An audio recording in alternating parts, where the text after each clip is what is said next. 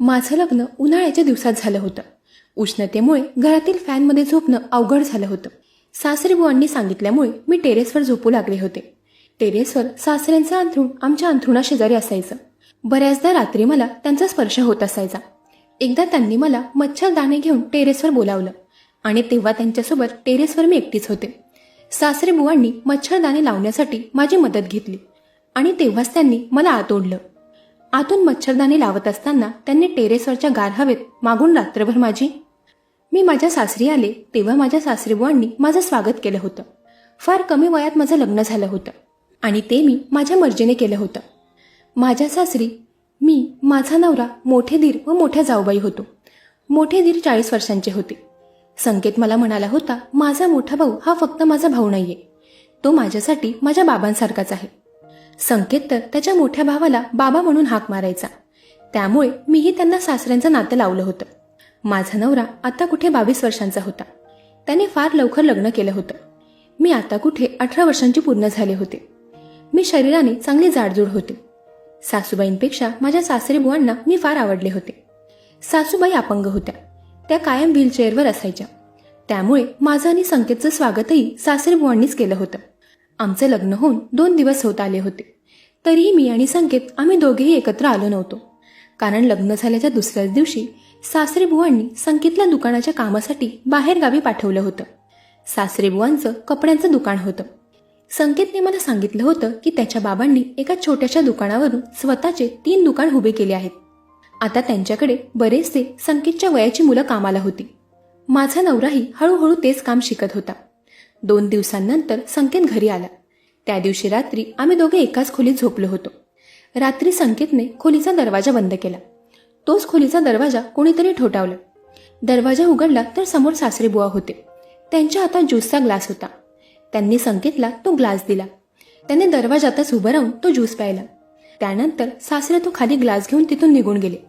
संकेत खोलीत आला तेव्हा मी त्याला त्या ज्यूसबद्दल विचारलं.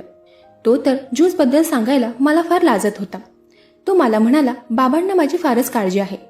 आज आपली लग्नाची पहिली रात्र आहे, म्हणूनच बाबा मला ते ज्यूस द्यायला आले होते. ज्यूस नक्की कसलं होतं हे तर संकेतने मला व्यवस्थित सांगितलं नव्हतं. पुढच्या सेकंदातच आमच्या खोलीचा लाईट बंद झाला. दुसऱ्या दिवशी सकाळी मला जाग आली ती माझ्या डोळ्यावर पडलेल्या सूर्यप्रकाशामुळे. सकाळ सकाळ संकेतने खिडकी का उघडली होती मला काही कळत नव्हतं. मी झोपेतच संकेतचा हात पकडला व त्याला माझ्याजवळ खेचलं. मी तेव्हा साखर झोपेत होते. तरीही मी संकेतला म्हणाले की खिडकी बंद कर, मी फार दमले आहे, मला अजून थोडा वेळ जास्त झोपायचं आहे. मी तेव्हा जो आवाज ऐकला तो ऐकून तर मी खाडकन माझे डोळे उघडले, कारण तो आवाज मला संकेतचा वाटला नव्हता. तो आवाज होता सासरीबुवांचा. त्यांनीच माझ्या खोलीत येऊन आमच्या खोलीची खिडकी उघडली होती. मला त्यावेळी माझ्या शेजारी संकेत दिसत नव्हता. तिथे फक्त मी आणि सासरे होते. मी तर तेव्हा हाफ नाईट गाऊनवर होते. सासरीबुवा माझ्याकडे एकटक बघत होते. मला फारच लाज वाटू लागली होती. मी सासरीबुवांना संकेत कुठे आहे त्याबद्दल विचारलं. तेव्हा ते म्हणाले, त्याला मी काही वेळापूर्वीच उठवलंय. तो बाहेरच्या गार्डनमध्ये व्यायाम करतोय. तूही लवकर तयार होऊन बाहेर ये, मी तुझी वाट पाहतोय. असं म्हणून ते माझ्या खोलीतून बाहेर गेले. ते बाहेर जाताच मीही तयार होऊन बाहेर गार्डनमध्ये गेले. मी तिथे जाण्याआधी संकेत अगदी घामाघूम झाला होता. त्याला मी चांगल्या 2 गोष्टी सुनावणार होते. कारण सासरे मगाशी खोलीत आले ते त्याने मला का सांगितलं नव्हतं. तो तर मला न उठवताच खोलीतून बाहेर निघून गेला होता. त्यावेळी सासऱ्यांसमोर मी त्याला काही बोलू शकले नाही. याआधी व्यायाम वगैरे मला काही माहीत नव्हतं. आता सासरे सांगणार तसं मी व्यायाम करणार होते. माझं सासरचं घर फार मोठं होतं. मोठ्या घराप्रमाणेच त्या घराचं गार्डनही फार मोठं होतं. तेव्हा सासऱ्यांनी मला त्यांच्यासोबत व्यायाम करायला सांगितला. मी त्यांच्यासोबतच गार्डनमध्ये रनिंग केली. ते झाल्यानंतर सासरेबुवा मला दुसरा व्यायाम शिकवू लागले. ते मला कमरेचा व्यायाम शिकवत असताना त्यांचे दोन्ही हात माझ्या कमरेवर होते. संकेतचं त्यावरही लक्ष नव्हतं. काही वेळाने त्याचं आमच्यावर लक्ष गेलं. तो आमच्याकडे एकसारखा बघत होता. तेव्हाच सासरेबुवा त्याला म्हणाले की तुझी व्यायामाची वेळ संपली आहे. पाऊण तासापासून तू व्यायाम करतो आहेस. आता तू आज जाऊ शकतोस. संकेत त्याच्या बाबांच्या एका शब्दावर घरात गेला होता. त्यानंतर सासरी मला व्यायाम शिकवू लागले. व्यायाम करत असताना ते कधी माझ्या कमरेवर हात ठेवत होते तर कधी माझ्या हातावरून हात फिरवत होते. मला तर फार लाज वाटू लागली होती. सासरेबुवा 40 वर्षांचे होते. ते अजून म्हातारे झाले नव्हते. त्यांच्या प्रत्येक स्पर्शात एक वेगळंच तारुण्य जाणवत होतं. त्यांनी तर मला पुरुषांप्रमाणे पुशअप्सही करायला सांगितलं, पण मला ते काही जमत नव्हते. आणि मला ते जमत असलं तरी मी तेव्हा ते करू शकत नव्हते, कारण मी जरा ढिले कपडे घातले होते. मी जर पुशअप करण्यासाठी त्यांच्यासमोर खाली वाकले असते तर पुढे काय घडलं असतं हे मलाही माहीत होतं. काही वेळाने मी सासऱ्यांना म्हणाले, आज मी फार दमले. एवढं सांगून आत मी माझ्या खोलीत गेले. तेव्हा संकेत नुकताच आंघोळ करून बाथरूममधून बाहेर आला होता. मी खोलीचा दरवाजा लावला व त्याच्याशी बोलू लागले. मी त्याला म्हणाले, संकेत, अजून तर आपल्या लग्नाला 1 आठवडा झाला नाहीये. तोच तुझ्या बाबांचं हे काय चाललंय? असं नव्या नवरीला लग्नाच्या पहिल्या रात्रीनंतर सकाळ सकाळ कुठला सासरा उठवायला येतो? आणि हे व्यायाम वगैरे उद्यापासून मी नाही करणार. त्यावर संकेत म्हणाला, बाबा जे काही करत आहे ते आपल्या भल्यासाठीच करत आहेत. एकतर आपण दोघांनी फार कमी वयात लग्न केलंय. बाबांनी तेही मोठ्या मनाने मान्य केलं. आता ते आपल्या आरोग्यासाठीच आपल्याला व्यायाम करायला सांगत आहेत. व्यायाम केल्याने आपल्या दोघांचंही शरीर मजबूत होईल. कमी वयात लग्न केल्यामुळे भरपूर प्रॉब्लेम्स येऊ शकतात हे मला बाबांनी समजवलं आहे. तसं काही होऊ नये म्हणून आपल्याला नियमितपणे व्यायाम करावाच लागेल. ही गोष्ट तर सासऱ्यांनी बरोबरच सांगितली होती. कमी वयात लग्न केल्यामुळे आम्हाला नको त्या गोष्टींचे प्रॉब्लेम येऊ शकत होते, म्हणून व्यायाम सुरू ठेवला तर आमचं आरोग्यही व्यवस्थित राहील हे मलाही पटलं होतं. सासरेबुवांचा हेतू समजल्यावर पुढे मी संकेतला काही बोलले नाही. त्यानंतर माझं आवरून मी बाहेर हॉलमध्ये गेले. माझ्या सासरी तर घरात कामालाही बाई होती. सकाळ सकाळ 7 वाजता येऊन कामवालीने घरातील काम करायला सुरुवात केली होती. लग्न होऊन घरी आल्यापासून मी जास्त माझ्या सासूबाईंशी म्हणजेच माझ्या मोठ्या जावेशी जास्त बोलले नव्हते. त्या कधी माझ्याकडे रागात बघायच्या तर कधी हसत असायच्या. मला तर त्यांचा स्वभाव अजून काही समजला नव्हता, पण मला त्या घरातील प्रत्येक एका व्यक्तीला ओळखून जाणून घ्यायचं होतं, कारण इथून पुढे माझ्यासाठी माझा परिवार माझी सासरचीच लोकं होती. त्या दिवशी दुपारी सासूबाई आणि मीच घरी होते. खोलीत बसून बसून मलाही कंटाळा आला होता, म्हणून मी आज सासूबाईंसोबत गप्पा गोष्टी करायला त्यांच्या खोलीत गेले. मी त्यांना खडूस समजले होते, पण कदाचित त्या तशा नव्हत्या, कारण जेव्हा मी त्यांच्या खोलीच्या दरवाजाजवळ गेले तेव्हा तर त्यांनी अगदी आग्रहाने मला त्यांच्या खोलीत बोलावलं. मी त्यांच्याजवळ जाताच सासूबाईंनी माझ्या चेहऱ्यावरून हात फिरवला. त्या म्हणाल्या, निकिता, तू तुझ्या नावाप्रमाणेच फार सुंदर आहेस. तेव्हा सासूबाईंसोबत मी जास्त काही बोलले नव्हते. बघता बघता माझ्या लग्नाला 15 दिवस झाले होते आणि अचानकच उकाडा फार वाढला होता. त्यामुळे साधारण फॅनमध्ये झोप लागणं फार अवघड झालं होतं. आता हा विषय मला घरात मांडायची फार गरज होती.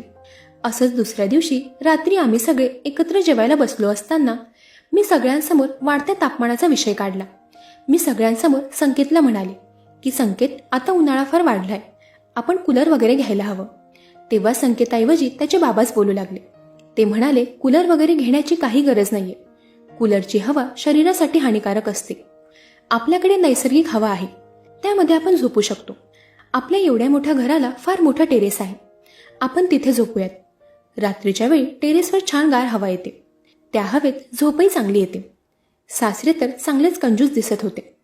एवढा कंजूसपणा कोण बरं करतं? सासऱ्यांपुढे ना सासूबाई काही बोलल्या होत्या ना संकेत.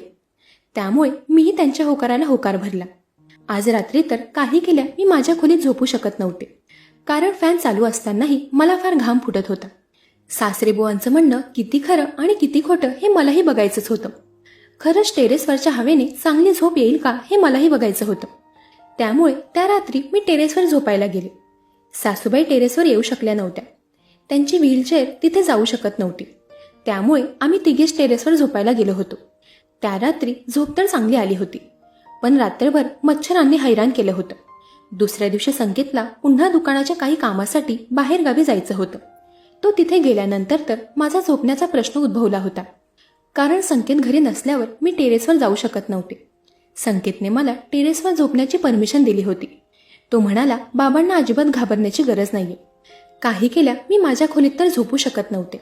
त्या रात्री टेरेसवर झोप तर चांगली आली होती, पण मच्छरांनी पुरतं हैराण केलं होतं. त्यावरही सासऱ्यांनी उपाय शोधून काढला. त्यांनी त्यांच्या खोलीतून मोठी मच्छरदाणी काढून आणली. त्या रात्री मी सासरीबुवांसोबत टेरेसवर एका मच्छरदाणीमध्ये झोपले होते. मी त्यांच्यासोबत मच्छरदाणीत झोपले तर होते, पण मला रात्रभर झोप काही आली नव्हती, कारण मला ते योग्य वाटत नव्हतं. म्हणून ती रात्र मी जागीच होते असं म्हणायला हरकत नाही. पण रात्रभर सासरे मला एकदाही माझ्या दिशेने वळताना दिसले नाही.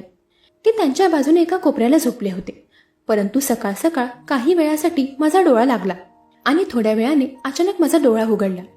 मी झोपेतून उठले तेव्हा मी पाहिलं माझा हात सासऱ्यांच्या हातात होता.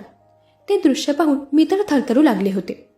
मी लगेचच त्यांच्या हातून माझा हात बाजूला केला आणि मी त्या मच्छरदाणीतून बाहेर आले. कदाचित झोपेत चुकून माझ्याने त्यांच्या हातात माझा हात गेला असावा. त्या दिवशी संकेत तर घरी नव्हता. तो दिवसही रोजप्रमाणेच गेला होता. रात्री मी माझ्या खोलीतच झोपण्याचं ठरवलं. मला सासऱ्यांसोबत टेरेसवर झोपायला लाज वाटत होती. रात्री बराच वेळ झाला मी टेरेसवर झोपायला गेले नव्हते. काही वेळाने सासरे माझ्या खोलीत आले. त्यांनी माझ्या हातात एक बॉक्स दिला. त्यांनी माझ्यासाठी महागडे कपडे आणले होते. सासरे मला म्हणाले, हे मी तुझ्यासाठी आणले होते, पण तुला ते माझ्याने द्यायचे राहिले होते. त्यांनी खोलीतून निघण्यापूर्वी मला टेरेसवर झोपायला ये असं सांगितलं. मी त्यांना नकार देऊ शकले नाही. मी त्यांना होही म्हणाले नव्हते आणि नाहीही म्हणाले नव्हते. मी माझ्या खोलीतच झोपले होते. सकाळी सासरे माझ्या खोलीत आले तेव्हा त्यांनी मला विचारलं की रात्री तू टेरेसवर का नाही आलीस. त्यावेळी मी त्यांना म्हणाले, रात्री बेडवर पडल्याच माझा डोळा लागला होता. टेरेसवर यायचं होतं हे मी विसरले होते. त्यांना माझं खोटंही खरं वाटलं होतं. आज मात्र संकेत घरी आला होता. लग्न झाल्यापासून आमच्यात जास्त जवळीक झाली नव्हती. तो सारखा काही ना काही कामासाठी बाहेर जात असायचा. सासरेबुवांनी संकेतला काही गोष्टी समजावल्या होत्या, जसं की बायकोला खुश कसं ठेवायचं. याबाबतीत त्या बापलेकांमध्ये जे बोलणं व्हायचं ते मला संकेत सांगतच असायचा. त्या दिवशी रात्री मी स्वतः संकेतजवळ गेले तेव्हा त्याने मला त्याच्यापासून लांब केलं. तो म्हणाला, 2 दिवसांपासून मी प्रवासात होतो. मी फार थकलो आहे. आज मला जरा झोप येते. तो थकला आहे हे मी समजून घेतलं व त्याच्यापासून लांब झाले. पण दुसऱ्या दिवशी त्याने तेच कारण मला दिलं. त्याला तर माझी कशी आता परवाच नव्हती. त्याच रात्री मला सासऱ्यांच्या खोलीतून आवाज आला. मी त्यांच्या खोलीबाहेर गेले तेव्हा मी बाहेरून पाहिलं त्यांचं चिडण्याचं कारणही काहीसं तेच होतं. सासूबाई त्यांच्या अपंगत्वामुळे सासऱ्यांना कदाचित खुश ठेवू शकत नव्हत्या. माझं व सासऱ्यांचं दुःख सारखंच होतं. त्यावेळी मीही रागाच्या भरात टेरेसवर गेले होते आणि काहीच वेळात सासरेही टेरेसवर आले. त्यांचा चेहरा चांगलाच लाल झाला होता. मला त्यांचं संतापाचं कारण चांगलंच ठाऊक होतं. तरीही मी त्यांना काय झालं म्हणून विचारलं. त्यावर ते म्हणाले, आता तुझ्यापासून काय लपवायचं. तुझंही लग्न झालंय. तुलाही नवरा बायकोमधील सगळ्या गोष्टी ठाऊकच असतील. माझी बायको अपंग आहे, त्यात माझी काय चूक. तिने तिचा त्रास बाजूला ठेवून नवऱ्याला खुश ठेवायला हवं असं माझं म्हणणं आहे. मी सासरेबुवांचं सांत्वन कसं करावं हे मला समजत नव्हतं, कारण माझी ही व्यथा काहीशी तशीच होती. माझा नवरा तर पूर्णपणे ठीकठाक असूनही विनाकारण मला त्याच्यापासून लांब करत होता. हे तर मी सासऱ्यांना सांगू शकत नव्हते. तेव्हा अचानकच सासरे माझ्या अगदी जवळ येऊ लागले. त्यांनी माझ्या खांद्यावर हात ठेवला. अचानकच ते काय करू पाहत होते मला काही समजत नव्हतं. मी लगेचच त्यांच्यापासून 2 पावलं मागे झाले व त्यांना म्हणाले, सासरेबुवा तुम्ही हे काय करत आहात. तेव्हा ते म्हणाले, निकिता काही चुकीचं समजू नकोस. मी तर तुला असं सांगत होतो की उद्या तू सकाळी लवकर तयार हो. मी तुला उद्या आपली प्रॉपर्टी दाखवायला घेऊन जाणार आहे. आपला बिझनेस तू अजून बघितला नाहीयेस, म्हणून मला तुला तो दाखवायचा आहे. आता तूही घरातील सदस्य आहेस. सासऱ्यांच्या बोलण्यावर मी त्यांना होकार भरला आणि लगेचच मी माझ्या खोलीत आले. सकाळी मी लवकरच तयार झाले होते. सकाळी 10 वाजता नाश्ता करून मी सासरी बुवांसोबत त्यांचा बिझनेस बघण्यासाठी निघाले.